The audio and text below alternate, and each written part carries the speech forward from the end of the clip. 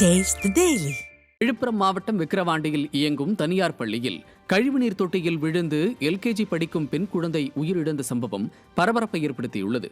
பழனிவேல் என்பவரின் மகளான லியா லட்சுமி என்ற குழந்தை தனியார் பள்ளியில் உள்ள கழிவுநீர் தொட்டியில் விழுந்து உயிரிழந்தது. தகவல் அறிந்து பள்ளிக்கு சென்று பார்த்தபோது கழிவுநீர் தொட்டி பராமரிக்கப்படாமலும் அவற்றின் மூடி கூட உடைந்த நிலையிலும் இருந்ததை கண்டு ஆத்திரமடைந்த பெற்றோர் பள்ளி நிர்வாகத்தை கண்டித்து குழந்தை இறப்பில் சந்தேகம் உள்ளதாக கூறி சாலை மறியலில் ஈடுபட்டனர். திருநற்று ஸ்டாலின் ஆட்சியில் பள்ளிக்கல்வித்துறை அதிகாரிகள் பள்ளிகளை முறையாக கண்காணிக்காததால் இதுபோன்ற சம்பவங்கள் ஏற்படுவதாக குற்றச்சாட்டு எழுந்துள்ளது.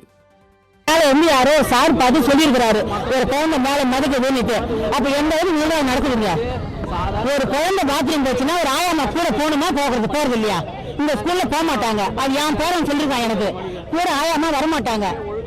இந்த ஸ்கூலுக்கு ஒண்ணு சிவியரா ஆக்ஷன் எடுக்கணும், அப்படி சீல் வச்சிருந்தோம். இது எப்படி இவ்வளவு இன்சிடென்ட் நடந்திருக்கு, ஒரு குழந்தை உயிர் போயிருக்கு, எப்படி மொத்த ஸ்டாஃப் வெளியே போயிருப்பாங்க?